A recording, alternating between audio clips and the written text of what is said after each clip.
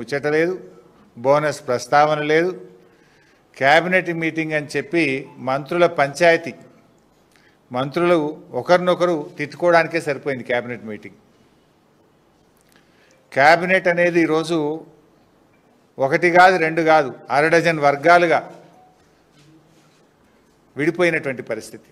గ్రూపులుగా విడిపోయింది cabinet meeting. ఇలా పాలన గాలికి వదిలేసినారు. క్యాబినెట్ మీటింగ్ అంటే మంత్రుల పంచాయతీలు తెంపుకోవడానికే క్యాబినెట్ మీటింగ్ అయిపోయింది.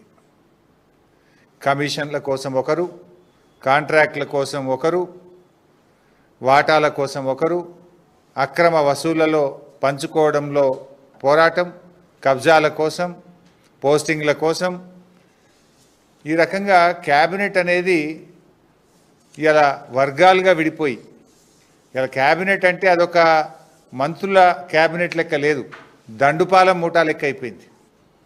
దండుపాల మూటా కంటే కూడా అధ్వానం అయిపోయింది. ప్రతి దాంట్లో కొట్లాట్లే. మనం ఇది ఓపెన్గానే చూస్తున్నాం కదా. గత కొద్ది రోజులుగా ఈ మంత్రి ఆ మంత్రిని, ఆ మంత్రి ఈ మంత్రిని, పోస్టింగ్ల కోసం ఒక మంత్రి అలిగిండని, కమిషన్లు రాలేదని ఒక మంత్రి అలిగిండని, కాంట్రాక్ట్ల కోసం మంత్రుల మధ్య తగాదా, వాటాల పంపిణీలో మంత్రుల మధ్య తగాదా, తనుకోవడానికే సరిపోయింది.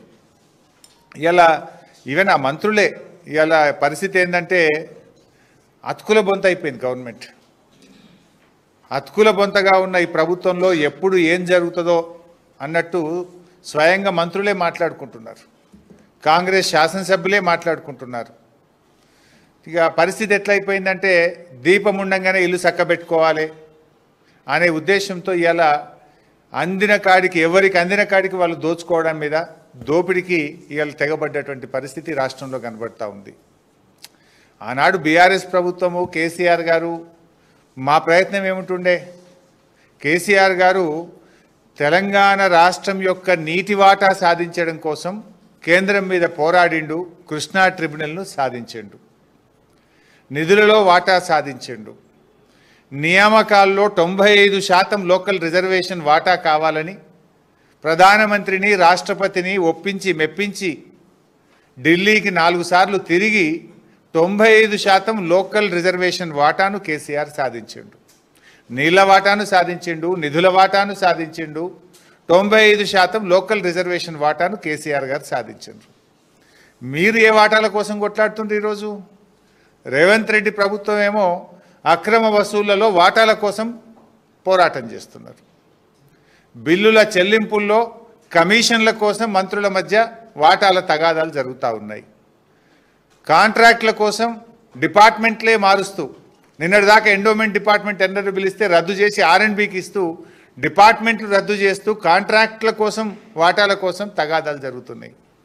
మేమేమో ఈ రాష్ట్ర ప్రజల నీళ్ల కోసం, నిధుల కోసం, ఉద్యోగాల కోసం, స్థానిక వాటా కోసం పోరాడింది బీఆర్ఎస్ అయితే, ఇవాళ మీరు మీ జేబులు నింపుకోవడానికి, మీ సొంత వాటాల కోసం, మీ ఆస్తుల కోసం, మీ కబ్జాల కోసం మీరు తగాదాలు పడుతున్నారు. ఇది ఇవాళ రాష్ట్రంలో జరుగుతున్నటువంటి పరిస్థితి.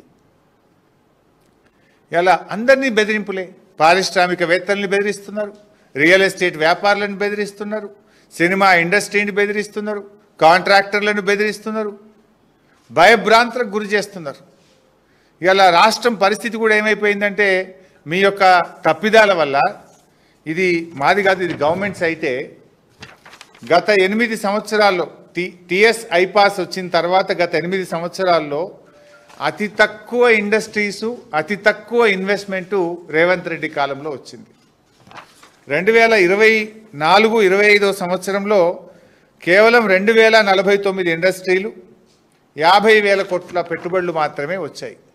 ఎవర్ లోయెస్ట్, టీఎస్ ఐపాస్ ఏర్పడ్డ తర్వాత ever lowest investment in the state of Telangana. అతి తక్కువ పరిశ్రమలు, అతి తక్కువ ఇన్వెస్ట్మెంటు. ఇది మీ ఘనకార్యం.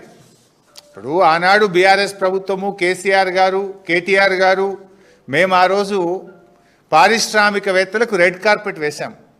టీఎస్ ఐపాస్ తీసుకొచ్చి సింగిల్ విండో విధానంలో అనుమతులు తెచ్చాం. దేశానికి మార్గదర్శకంగా నిలిపి ఈ రాష్ట్రాన్ని ఇన్వెస్ట్మెంట్లకు నిలయంగా మార్చాం. పెద్ద ఎత్తున నిరుద్యోగ యువతకు ఉపాధి, ఉద్యోగ అవకాశాలు కల్పించాం. కానీ మీరేం చేస్తున్నారు? వ్యాపారవేత్తలకు తుపాకులు పెడుతున్నారు మీరు. రేవంత్ రెడ్డి గారు ఇవాళ గన్ కల్చర్ని తీసుకొచ్చారు రాష్ట్రంలో. మీరేమో వ్యాపారవేత్తలకు తుపాకులు పెట్టి అక్రమ వసూళ్లకు మీరు పాల్పడుతున్నారు. ఆ రోజు కేటీఆర్ గారు ఒక మంత్రి అని భావించకుండా ఒక వ్యాపారవేత్త tech Mahindra CEO CP Gurnani గారికి వర్షం పడుతుంటే తానే గొడుగు బట్టి వ్యాపారవేత్తల్ని ఆహ్వానించిన సంస్కృతి మాది. ఈ రాష్ట్రంలో పెట్టుబడులు రావాలని వచ్చినటువంటి పెట్టుబడిదారులకు రెడ్ కార్పెట్ వేసి వర్షం పడితే గొడుగు బట్టి పెట్టుబడులు తెచ్చిన సంస్కృతి మాదైతే తుపాకులు పెట్టి వసూళ్లు చేస్తున్న సంస్కృతి మీది. ఈ ఆడికేలు వస్తాయి ఇన్వెస్ట్మెంట్స్. అందుకే ఈరోజు రాష్ట్రంలో పెట్టుబడులు తగ్గిపోయినాయి. గత సంవత్సరంలో ఇండస్ట్రీస్ సంఖ్య తగ్గిపోయినటువంటి పరిస్థితి ఉంది ఈరోజు ఈ రాష్ట్రంలో. అంటే ఇంత దుర్మార్గంగా ఈరోజు మారిపోతూ ఉంది. ఇది ఇంకోటి, ఇది మేం చెప్తున్నది కూడా కాదు కదా. నేను స్వయంగా ఒక మంత్రి గారి కుమార్తెనే స్పష్టంగా చెప్పారు. ఏమని చెప్తున్నారు? ముఖ్యమంత్రి గారి సన్నిహితులే తుపాకీ బట్టి బెదిరించారు, ముఖ్యమంత్రి గారు జపాన్ నుంచి ఫైలు ఆపించారు, ఒక మంత్రి గారు టెండర్లు వేయొద్దని మాకు హుకుం జారీ చేశారు, టెండర్ దక్కలేదని డిపార్ట్మెంట్నే మార్చివేసినారు. అంటే మొత్తంగా కూడా ఒక అరాచకం నెలకొన్నది రాష్ట్రంలో. ఇలా ఇంత జరుగుతూ ఉంటే బీజేపీ కేంద్ర ప్రభుత్వం ఎందుకు మౌనంగా ఉందో మాకైతే అర్థమవుతలేదు. ఇప్పుడు ముఖ్యమంత్రి ఆయనే, హోంమంత్రిగా ఆయనే ఉన్నారు. మరి ఇక్కడ విచారణ జరిగే అవకాశం లేదు. ముఖ్యమంత్రే తుపాకీ పంపిండని, ముఖ్యమంత్రి సన్నిహితులే తుపాకీ బట్టి బెదిరిస్తున్నారని, ముఖ్యమంత్రి గారే తన తమ్ముళ్ళ కోసం ఫైళ్లు ఆపారని, సహచర మంత్రే టెండర్లు వేయొద్దని హుకుం జారీ చేశారని చెప్తుంటే దీని మీద విచారణ జరగాలి కదా. నేను కేంద్ర మంత్రి కిషన్ రెడ్డి గారిని, సంజయ్ గారిని డిమాండ్ చేస్తూ ఉన్నా, మీది జాయింట్ వెంచర్ గవర్నమెంట్ కాకపోతే, మీ మధ్య బడే బై చోటే బై సంబంధం అనుబంధం లేకపోతే దీని మీద కేంద్ర ప్రభుత్వ సంస్థల చేత ఎంక్వైరీ చేయండి, లేదా ఒక ఇండిపెండెంట్ జ్యుడిషియల్ కమిషన్ పెట్టి నిజాలు బయటకు తీయాలని చెప్పి ఇవాళ కేంద్ర ప్రభుత్వాన్ని మేము డిమాండ్ చేస్తున్నాం.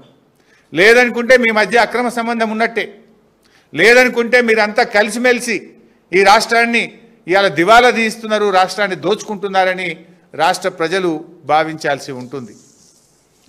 ఈ పాటి దానికి ఇంకా నేను ఏం చెప్తున్నా, క్యాబినెట్ మీటింగ్ అయినాక డిసెంబర్ 1వ తారీఖు నుంచి 9వ తారీఖు దాకా విజయోత్సవాలు జరుపుతారట. ఎందుకు నాయన? తుపాకులు పెట్టి వసూళ్లు బాగా చేసినామనా? కాంట్రాక్టుల కోసం గల్లాలు పట్టుకొని క్యాబినెట్లో కొట్లాడుకుంటున్నామనా? మంత్రుల మధ్య తగాదాలు పెరిగిపోయి రోజు వీధినబడి రాష్ట్ర ప్రజల పరువు తీసినందుక? దేనికోసం విజయోత్సవాలు జరుపుతారు? ఈ 23 నెలల పాలనలో మీరు ఏం సాధించారు? మహాలక్ష్మి పథకం ఇచ్చింది లేదు, పెన్షన్లు పెంచింది లేదు, పిల్లలకు ఫీజు రియంబర్స్మెంట్ ఇచ్చింది లేదు, ఓ చెక్ డ్యామ్ కట్టింది లేదు, ఓ చెరువు కట్టింది లేదు, ఓ ఎకరానికి నీళ్ళు ఇచ్చింది లేదు.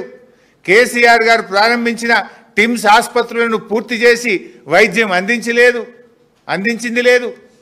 కనీసం ఉన్న పథకాలు కూడా కొట్టింది కదా. ఏమని విజయోత్సవాలు జరుపుతారు? కేసీఆర్ గారు ఫీజు రియంబర్స్మెంట్ 20,000 కోట్లు ఇస్తే మేము 2 రూపాయలు కూడా ఇవ్వలేదు, పిల్లల చదువులు ఆగం చేసినామని జరుపుతారా? కేసీఆర్ కిట్ బంద్ చేసినామని జరుపుతారా? బతుకమ్మ చీరలు బంద్ చేసినామని జరుపుతారా? న్యూట్రిషన్ కిట్ బంద్ చేసినామని జరుపుతారా?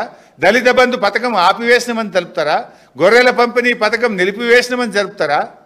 హైదరాబాద్లో ఒక ఇల్లు కట్టలేదు కానీ హైడ్రా పేరిట వేలాది ఇండ్లు నేలమట్టం చేసినాం, పేదల బతుకులు కూల్చినామని చెప్పి విజయోత్సవాలు జరుపుతారా?